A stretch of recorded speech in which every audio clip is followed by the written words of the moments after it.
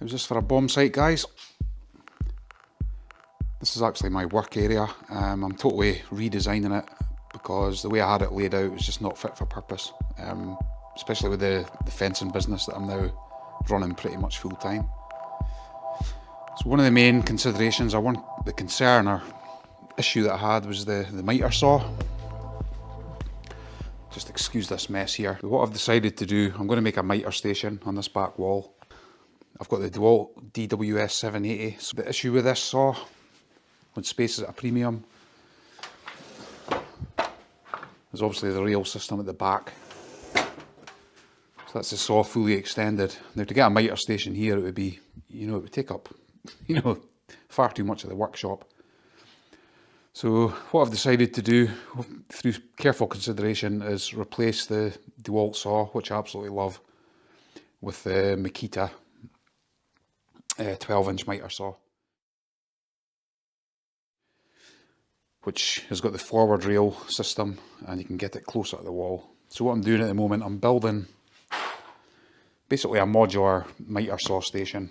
So there'll be two modules exactly the same. Here's one here, excuse the mess. This is just the basic framework. I'm in the process of building the second one, which will obviously go at the other side. And then once I get the new saw, I'll lower the level here, sit the saw in here so it's totally level. That way it's going to give me a neat miter saw station which can just stay there permanently instead of having to drag out the miter saw stand and the miter saw. It's been a real issue for me. So as I said, I'm going to build two modules. There's one pretty much built already. Obviously it has to have the top put on it, so I'm building the next one here. Just a very simple frame made out of 4x2. I'll be using a pocket hole jig by Craig just to join these together. So I'll use pocket screws, get it all, it just gives you a nice, a squarer finish, flush finish. Okay, as I said, I'm going to use pocket holes to join these pieces of timber here. So I'll show you how I'm doing that now. Okay, so this is the Craig jig I'm using. So all you do with this, clamp it on. Just get it roughly spaced, I'm not too concerned. Just use a wee clamp like that. In the Craig kit you get a special drill bit.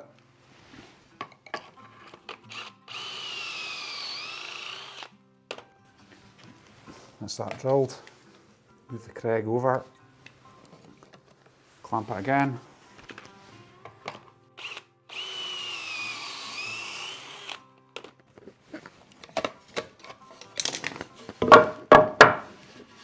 That gives you your pocket holes. Okay, so in the Craig kit you get this special driver, which is a square headed driver. And you also get special Craig screws. Basically they just fit into the pocket hole and the timber screw together. So in like that. Get everything flush and just a quick.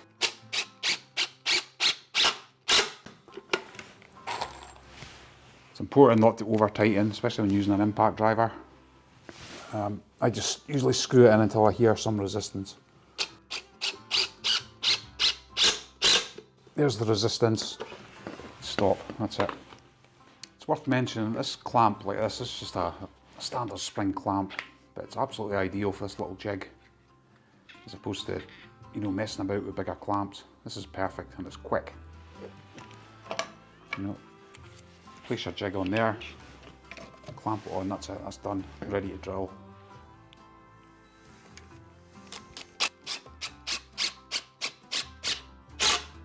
There's the resistance, so we'll stop at that.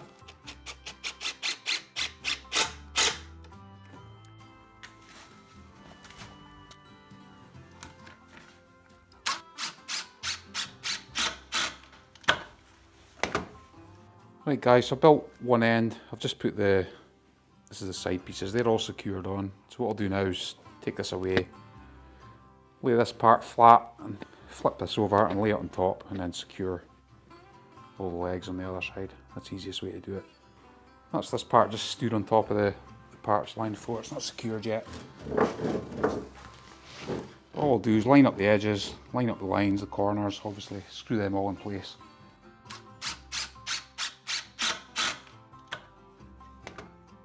Right guys, so that's that module made. That's this module made. So we've got one for either side, so I'll put that in position now, and then I need to wait to get my saw now, and we'll get the height set properly. Hopefully get the tops on. Right guys, I didn't film doing the tops. There's nothing exciting there. I just cut the tops to size with my track saw. Put them in place, screwed them on top. With the base for the saw here, again I didn't film it, it's basically just a square frame. Made in the same way as I made the modules here. Pocket hole jig, screwed them together and then screwed to the main frame. And that's just obviously slightly lower for the saw to sit flush with the two modules.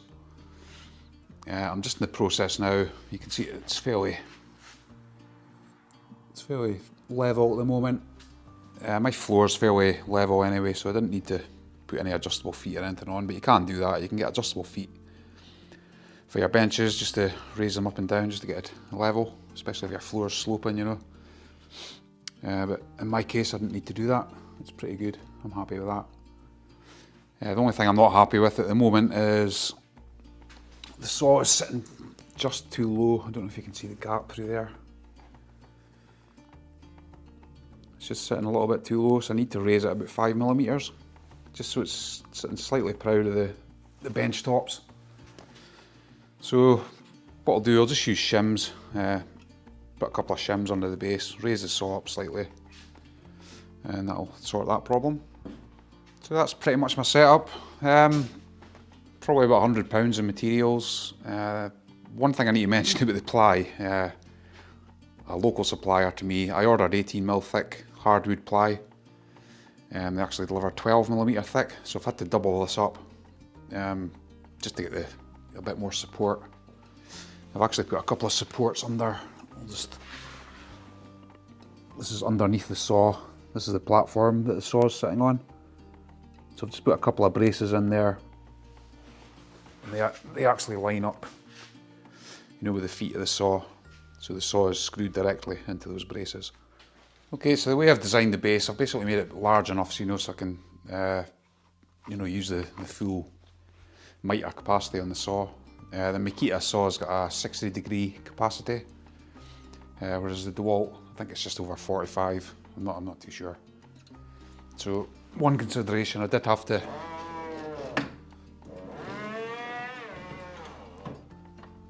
there's 60° there, so I've just given it plenty of room. Okay, so the dust extraction I'm using for this saw is the Festool. This is the Festool CTL MIDI. This is a great thing. This is the mitre saw cord, which is plugged into the vacuum. Yeah, so whenever you go to switch or cut with the saw, the vacuum automatically kicks in.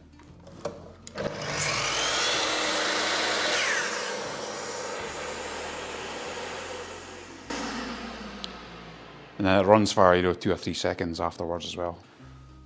I've just taken the hose up through the base. That's plenty flexible enough for the saw.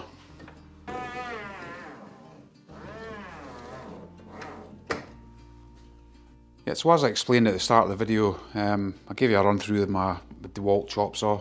But the Makita, the design, as you can see, it's pretty much hard against the wall there. And with the forward rails, you know, so this footprint here is a lot less than the Dewalt, which in turn means your bench doesn't need to stick out so far into the shop. So that's the reason. So my setup now will be this permanently in the shop. I've still got a lot of bits and pieces to add to this, but this will be permanent. I love my Dewalt saw, so I think I'm going to have to keep it. I'll keep it on the mitre stand and use it for other things. We'll see how we go. I'll use the Makita for the foreseeable future in the shop and see how we get on. But first impressions, it's a nice looking saw. There's a couple of little things I don't like about it, is the laser being one. It's a pain, but I'll go through. I think I'll do a comparison between this and the Dewalt once I've used it a bit more. I'll do a separate video on that. Right guys, from this setup here to this setup here, more permanent solution. Hopefully you enjoyed the video, hopefully it gave you some ideas if you're looking to do this yourself.